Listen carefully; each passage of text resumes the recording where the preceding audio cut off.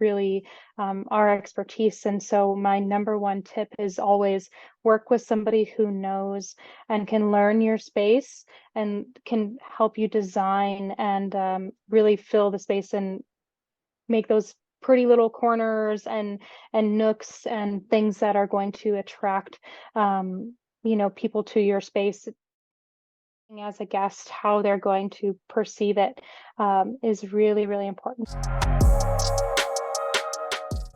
So, Mattie, would you like to tell us a little bit more about who you are and what service you offer? Yeah, my name is Mattie O'Neill, and I own Mattie O'Neill Photography. I do portraits, and I also do vacation rental photography, which is why I know that you have me here.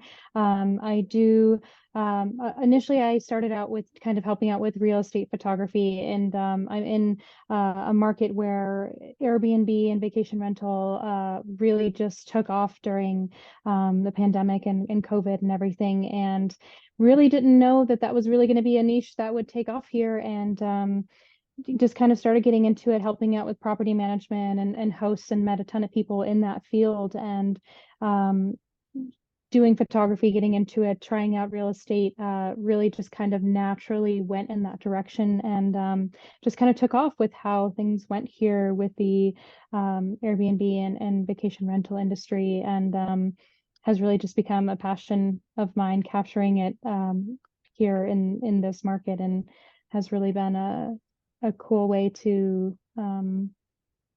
expand the photography business and get into it here. Super. So, whereabouts are you? Say here, where are you? Joshua Tree, California. Right, lovely, lovely part of the world. I've not been there, but I know plenty about it. I know plenty. Yeah, So, it's so go ahead. I was gonna say it's really taken off in the whole vacation rental Instagram space, and bringing in a lot of tourism, and we really needed a lot of space to host these people, and so it's really, really taken off. And I before moving here, I had no idea about it, and now it's just a place Yeah. where people from all over the world come to visit, and it's pretty crazy. Yeah, super. So let's get into the nitty-gritty of Yeah. real estate photography, in particular vacation rental photography. From my experience, I used to be a real estate agent. I believe you call them realtors over there. Yeah. And I learned pretty early on in my professional career the difference a professional shoot, a really well-staged professional shoot, can make. So perhaps you can discuss some ideas, share some ideas on how people can kind of aspire to have the most professional, the best shoot that they can achieve, with some tips that you can give, some recommendations on how to make that happen. Yeah, absolutely.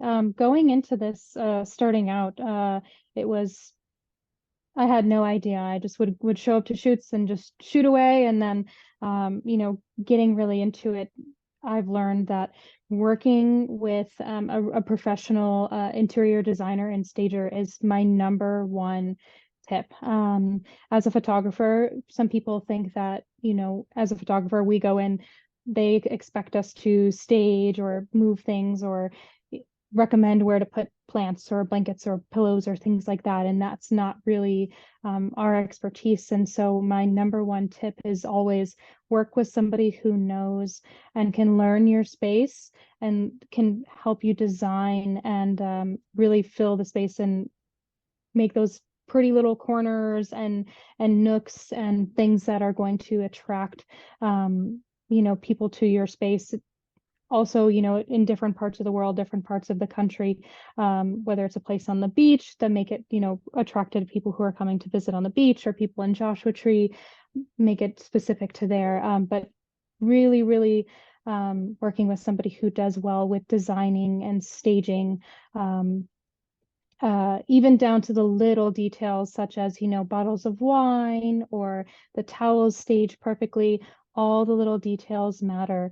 And that's really my number one big thing, is bringing in somebody that can help you with those little details, or getting educated yourself as a host, is researching, looking at all these home photos, even on Pinterest or Airbnb, looking at your competition and seeing what their photos are like or how they stage things, and kind of going through with with the photographer and kind of setting up each shot kind of how you think thinking as a guest how they're going to perceive it is really, really important. So that's always like my number one thing, is working with somebody who can help you set up and stage the house really, really well is always like my big thing there for sure. So for those that don't know, staging is basically to set up kind of like a scenario, like a breakfast scenario, or like a reading scenario next to a fire, or you know, to set something up. I always would recommend to get a professional photographer. I'm totally on board with you, and I would always recommend to get a stager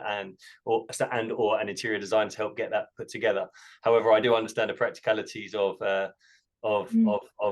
hosting, and sometimes it may not be possible, budget restrictions or time restrictions. So what advice would you give somebody that is budget and time restricted? So with budget and time restrictions, I would say, you know, as you're looking, as you're taking the photos, excuse me, paying attention to the space and kind of looking at it as a guest would and seeing, is there a lot of empty space? How can you fill up the space without filling it too much? You know, adding little details like throw blankets or plants, whether real or fake, depending on how much you can be there at the property. Little details, like you said, like adding little books or things like that. Things that make the space personable, warm, and cozy without going too much over the top, I think, versus like just having, you know, just two pillows on a bed and the comforter, you know, adding little things next to it, you know, a bed on the night, or sorry, a tape. Sorry, my brain just kind of went funny there. You know, a book on the nightstand with a candle, or, you know, a book by the fireplace with a throw blanket, or, you know, a telescope outside in a place like here, or a hot tub with some towels laid out versus like just keeping it bare. Just little things that can add so much to a space. Yeah. I found that one thing that helped me understand how to stage, or what staging particularly was going through catalogs of auction properties, like luxury, high end. Sotheby's had an auction catalog, and it was a really simple shot of like a swimming pool. There was like a sun lounger in front of a swimming pool, a throw over the end of the sun lounger, and a glass of water on the end of the sun lounger. And I thought that for me was like the most simple thing that could really beautifully set off a shot. So yeah, I think from like a tip that I would say is go through these expensive high end auction catalogs. For those that are listening, that was a tip that was really useful. Selling an experience, or, you know, showing the experience more than just selling the property, and you're in and out fast. You also want to show the property authentically versus just showing really, really wide open houses, spaces. You also want to show the tiny details a lot, which is also really fun. And one of my favorite things is those detail shots, Yeah. which you see on a lot of the high end, you know, luxury houses, is a lot of those beautiful detail shots, which you see a lot of, especially around here, the beautiful landscapes as well, but also those fun detail shots. And that was what really inspired passion in me, was all that creativity, and getting to see so many beautifully decorated properties, and really just letting my creativity kind of run wild there was so much fun. And then it just kind of took off with word of mouth and referrals, and gratefully just so busy I can barely see straight some days with how busy it's been, with how Good. crazy the market is here. Yeah, good for you. So a couple of questions around Yeah. the shoot day itself. Would you advise that a host is present when the photographer's doing their thing, shooting the place? Yeah, absolutely. It does help. It's not always necessary, as some people, you know, do manage from farther away or have property managers, but it does help to have somebody, even if it's somebody that manages the property on site, to kind of, if you need help moving things around, or if you get there and you think maybe they put something there, such as a dish rack out, and you just want somebody to say, hey, is it okay if I put this dish rack away? Which seems silly, but something that, you know, you take these photos and they're like, why is that there? Or Yeah. that maybe the towels are in a different place than they'd Yeah. like them to be. Just little things that, you know, it does help to have somebody there to help stage the little areas, and kind of give it more of that personality, which I'm happy to do and love to do, but it does help give a little bit of that extra touch. And just in case if there hasn't been somebody there for a few days, if something has gone awry, it does help to have somebody on Right. site for sure. Yeah. There's a few rules that I've kind of put around the photography, that real estate photography, that when we have a shoot, that I've kind of like self-imposed rules. Obviously, no. The biggest faux pas that I know of is leaving a toilet seat up. I see it in Yes. photos. I see it and I'm like, oh, what is this? Toilet seats down always. Any trash cans, bins, they go sit outside. They're not in the shot at all. Another thing that I do, and this seems to be a bit of a battle between me and photographers that I work with, a little, is that I turn all the lights on, because I Mhm. know that bright spaces, humans, we don't like to live in caves. We like to live in bright, clean, airy spaces. And sometimes photographers can say there's too much light. But that's a point that can be debated with the photographers on the day. But I'd say the biggest things that I know of are remove the bins and make sure the toilet seats are down. Are there any faux pas, kind of some no-nos that you would say that need to be avoided? Yes, definitely same thing with the trash bins. I always recommend like having all the windows cleaned. That's a really big thing, is especially here with a lot of views or any place that has views. Um, Really just having everything like a deep clean throughout the entire place is really, really important, because with the cameras that we have nowadays, especially when you have a professional photographer, our cameras see everything. Footprints on shiny floors are going to show, dust specks are going to show. Having everything deep cleaned and windows washed, super, super important. I give everybody a checklist kind of before I go. Really just kind of having anything. Some people also love to have like a corner outside where they kind of shove everything that, oh, can you just avoid shooting, this one area outside where we kind of put everything. And I always recommend not having that area, but just remove everything possible, because sometimes it's really, really tough avoiding an angle, especially if you're obstructing a certain view, or if we really want to get a wide shot of like the entire backyard to show the expanse of the backyard, and we have to avoid where you put everything in one corner. That's definitely like a big thing for me. Okay. So it's, of course, you always debating the lights on, lights off, and honestly, I change it for so many different things. Yeah. Uh, but yeah, those are definitely some big things for me, is having it super, super clean. The windows clean are always a big thing. Um, and just keeping it everything. And if you don't have anything in the garage, you're not shooting the garage, putting everything in there and not having any little corners or anything where you're trying to avoid. Yeah. And if you are shooting with lights on, having all the light bulbs like the same color. If you're in like one room in the kitchen and you have like, a light fixture, make sure they're all the same light bulb of color temperature. You don't have like white and yellow lights mixed kind of thing. Yeah, sure. Okay. Some good advice there. So how much of a role does Photoshop play in what you do, or does it at all? Oh, quite a bit, quite a bit. So between Lightroom and Photoshop, Photoshop does play a huge role. The way that I shoot and edit is blending a bunch of layers in Photoshop. And I do get a lot of Photoshop requests afterwards, Photoshopping things out. And it really depends on the shoot and how many requests I get, but Yeah. it does play quite a big role in day-to-day Okay. shoots for sure.